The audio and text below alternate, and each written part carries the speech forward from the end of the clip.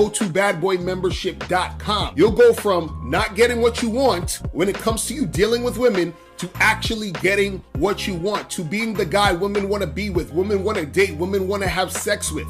All you need to do is go to badboymembership.com. All in the city and shit. Right. Let's talk about, I think about 88. You know, you start to Source. It starts off as a one-page newsletter, and then you guys get moving. I think the first issue date was 1988, if I'm not mistaken. Talk about, you know, the idea with you and your partner to develop the Source newsletter that ultimately turned into a Hip Hop's magazine. Well, I mean, that was so, to make one thing clear, you know, that was solely Dave Mays' idea. Like Dave, but the way that everything happened was it all happened in unison. Like the RSO, we never had a radio station in Boston. Like, and there's still no black radio station for the culture in Boston. Like, you can go everywhere else and find a real, like, but like, you know, I don't want to disrespect Jam at 94.5 because they playing Coy's song, and big up to them. But the truth of the matter is Boston really doesn't want black people to rise up. They don't want, they don't give people culture. Boston was more black back in the day when, just when you know Boston was like black, when George Clinton and Parliament Funkadelic came to Franklin Park outside. That's, you know what I mean? Now, James Brown, you know, now it ain't coming to the Garden and shit. Now, Boston is, they took hip hop, and this is, when we get on with the conversation, this is exactly why my situation with Eminem happened. It wasn't a personal thing. It was I seen how that the culture was about to be exploited.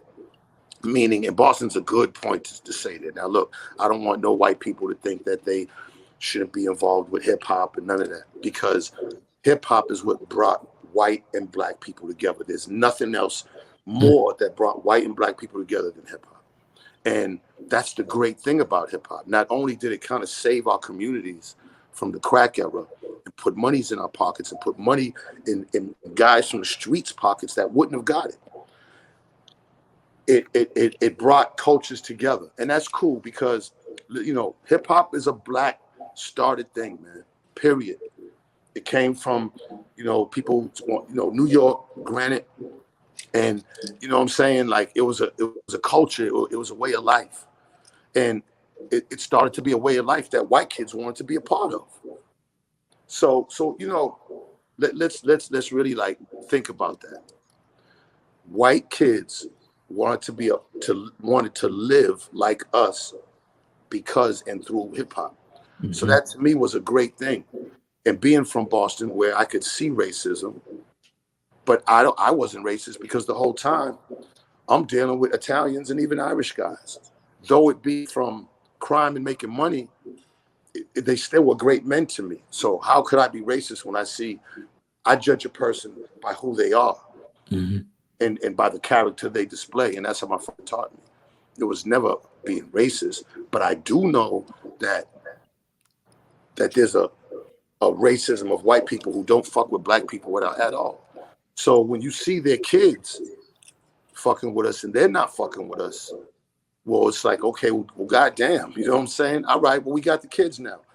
Mm-hmm. Once they started seeing that, then they had to control it. And, you know, hip hop back then, you got to remember, there was people marching in the streets about gangster hip hop. Mm-hmm. Yes, right. And going against the lyrics. They wasn't playing that shit on radio. Right. You know what I'm saying? But it was so big. Imagine something so big that even without radio play, people from all over bought it. You know, I was a huge NWA fan. Like, NWA influenced me greatly because, you know, we was doing gangster rap, but they was doing it on a whole different level because of the gangs. You know, people hadn't seen that before as far as gangs. You know, there was gangs in Chicago probably long before LA, but it wasn't. It wasn't at the time of hip hop, where now everybody started seeing the culture through the lens of this rap group, and that's how big NWA was. So their influence was great on everybody, you know, just because of the Bloods and Crips situation at the time. With Boston, like I said, once the gang started breaking out, then that was it. You know, because in LA's big. Like, you got beef with somebody, sometimes you're gonna have to travel miles to, you know. In Boston, you got beef with some Boston. Black Bostoners might be a 5 to 10 mile radius. And we was averaging maybe 130 murders a year in that 5 to 10 miles, maybe 120. Yeah, it was bad. If you got beef with somebody, you know where he lives at. So somebody's dying. Man, listen, I think almost it got to be 1 out of 3 guys in Boston been shot, and that's a big ass number. I mean, everybody got that tattoo they call it, them stitches going down the stomach. You know what I'm saying? So, everybody's been shot. And like I could name over 100 dudes that's been killed in Boston. Right. Who I knew directly, friends, 100. Not like, okay, a couple of my guys, I got 4 tatted on me, but I could definitely name over 100 that I know directly. And you know what I'm saying? Like, it started getting to the point where I was going to so many wakes, I couldn't do it no more because I didn't want to. You know what I'm saying? Like, I got tired of seeing people in that vision of laying there looking different. Like, that shit started. I stopped wakes. So, Boston started getting crazy. A lot of people don't know, like, we was one of the first really East Coast cities to really get in that gang culture. And there's a lot of black hoods in Boston, a lot of black people in Boston. They just, the powers that be in Boston don't want that out because they don't want that picture of Boston fall, because Boston's a white city.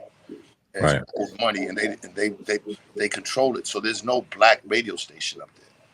You know what I'm saying? Like in Philly, y'all probably got about 3 or 4. We don't got one. Yeah. We don't have one. Because, 94.5, these are hip hop is being run. Those are white people. It's different. It's just different. And, and you hate to say these things because, he's just racist. But no, because it's different. It is what it is. Indeed. I want to fast forward a little bit through your time in the Source and working with Source Magazine and kind of go into the rivalry with the East Coast, West Coast. Now, before I get to the actual Source Awards, a lot of people blame the magazine articles and things like that, talking about what's going on between the East Coast and West Coast.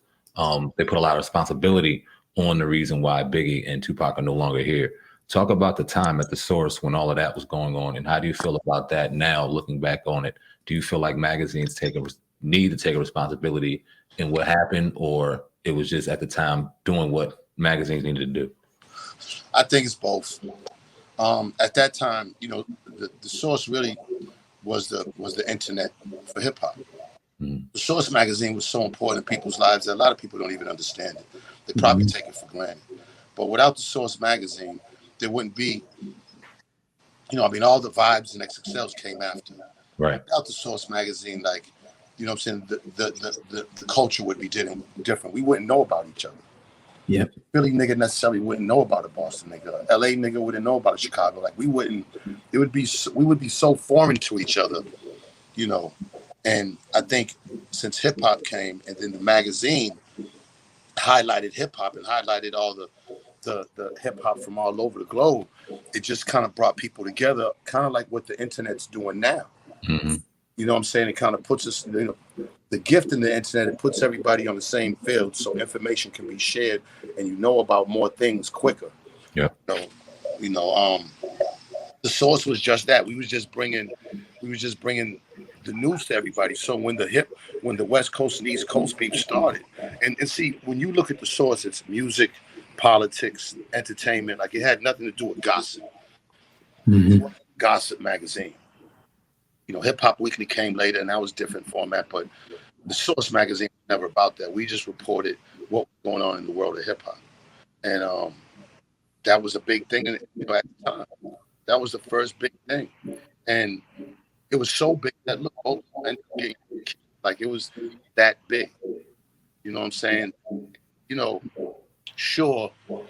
You could say that how you report. If you go in there, you're writing. I can say about the Source, they wasn't, like instigating one way. You know what I'm saying? Because the Source writers, a lot of them was from all over the place. So, they were in New York. So of course, you think that they'd be, Biggie, but you had to be partial. You couldn't be responsible like, you know what I'm saying? So I think the way we handled it was good, to be honest, because it was happening. It had nothing to do with the source. What was going on, and the source was just reporting. Right. And now talk about the source and the ultimate, demise. I heard you telling a story about that, when the .com era kind of came on and kind of almost made the magazine obsolete, and you guys took out like a loan and then you had to get rid of the business. So talk about, when the .com era came and how, it made that, the hip hop magazine obsolete in the sense because everybody got the news before the magazine was published. Well, my thing is, when you look at it, the internet really messed us up in a couple of ways. At the time, in the 90s, the early 90s, Dave and a few guys, Steve Stout, H. Edward Young, they came up with the idea that that the computer world's coming, that the internet is coming, and they really first had the idea of let's put all the content and get advertising from the internet because it's the next big thing. And I remember they had mad meetings, and I never sat in one because I didn't know nothing about it. Me and Dave were partners from day one, and things that he knew, I let him fuck with and trust him. Things that I knew, Dave was more administrative. I was out here in the streets. And I think, that's what was unique about the Source is that, yeah, I was out here. I was a gangster nigga who was out here in the streets, pumped drugs all his life, connected to a lot of gangsters. Like, I don't say that bragging about it. I barely talk about it.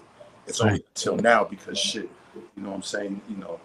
Like even the YBI shit I couldn't talk about. But, my man Pep wrote his book, shout out to Pep. And, so, now I can feel comfortable, because, a lot of these guys are going to jail now because they're getting on here and saying a lot of what, and they still don't understand that, it can bite them, you know what I'm saying? So you got to be careful.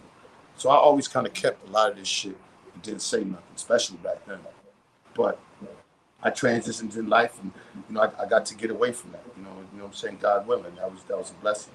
But at the time, they wanted to come up with, they had the idea to make Source.com.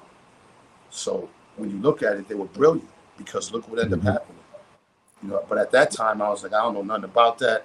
So Dave kind of did that on his own. They borrowed the $9 million from the bank at an 18% finance rate, But at that time, he was making about $1.5 million, $2 million a month. Well, not in the 90s. As years went on, we ended up really killing it. Right? Yeah. It was right before that time when the internet did work. But let me get back to that. So they invested in it all. They opened up a big-ass office on 5th Avenue. You know what the fucking rent is on 5th Avenue? Only imagine. All right. So they're on 5th Ave. So Dave's like, come on, man, let me show you what's going on. So I didn't go up there until shit was actually up and running. So I finally went up there because I just was like, man, I don't even know what the fuck you're doing. I don't know about that shit, man. Internet, man, you're crazy. This is when the computers was big as hell.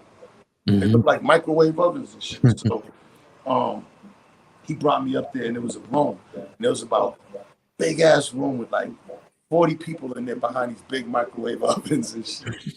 And I was like, man, I still didn't see it. So it ended up crashing. The whole shit crashed. And the reason it did because a lot of, if you do your homework, a lot of internet companies crashed back then. Because first of all, people didn't have computers. They was just ahead of their time. Yeah. They seen it coming. They see a lot of people don't know in life, a lot of things depend on timing. You could have the greatest idea, you could have all the money, but if the timing ain't right, it's never gonna work. And only God controls time. It's the time and nobody really, and it's up to you to know. It's up to you, but really the way he puts these things in front of you, you always gotta be on your A game because it's the time. And trust me, if I can give any advice, it's time. And when you just gotta be ready when that time comes. That's what you gotta do. But yeah, it crashed and then we ended up owning the bank. It ballooned up to like 30 million. So, we had to start making money on other than advertisement. Our advertising grew, like I said, to 25,000 a page. We were doing 80 pages a month. So do the math. Whew. Yeah. That was at our peak, you know what I'm saying? We did that for about 3-4 years. So like the money was coming in, like it was ridiculous. We'll talk about that in a minute, but it ended up crashing. So then, the Source Awards came up with Source Hip Hop Hits. I did a deal with Russell directly. And I remember You know, they offered us a couple $100,000, and this is where me and Dave, and people need to understand this. Dave was good at paperwork. He come from Harvard. I was good at the street game, where sometimes you might have to walk in a place and somebody pull a gun. You might have to bluff them and act like you got a gun.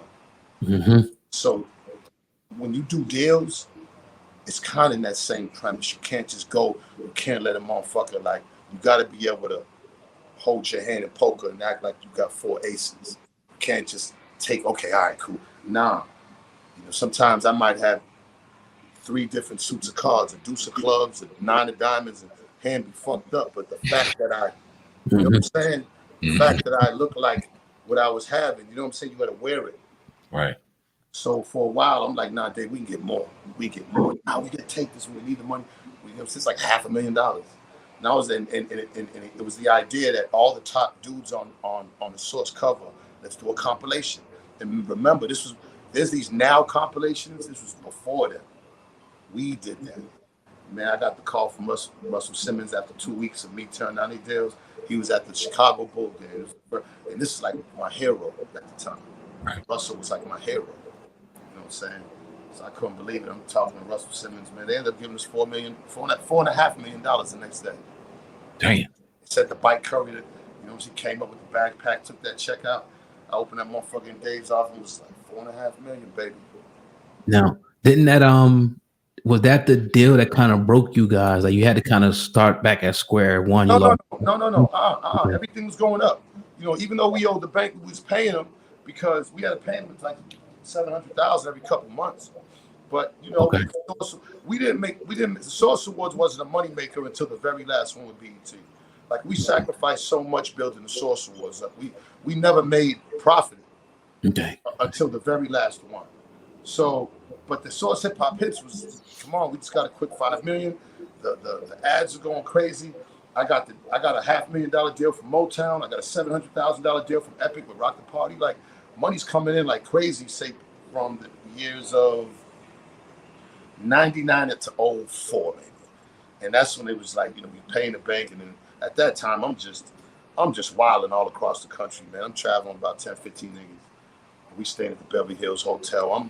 I'm probably in a suite that costs $2,500 a night, and I'm in this bitch for like 2 months. Damn. And I'm doing so much drugs, and I'm fucking like so many women, and it was chaos, man. Like it was just madness. Like we were just getting money, it was just coming anywhere, and I just was like, I didn't have any like. I don't know, man. It was a weird feeling to say, but I didn't have no filter. And then, you know, everything, all my friends and family, I'm just thousands and thousands of dollars just giving it away, man. I just felt like it was never gonna end. You know what I'm saying? You know, I never had an office in the Source because I was always in the streets. You know what I'm saying? I never ever had an office in 18 years with the Source. I never had an office. So, you know, I was just doing crazy shit, man, because I never worked a job, and I didn't have no sense of what if you don't have any more money? Because I always was a hustler. I'd always get out there and get it.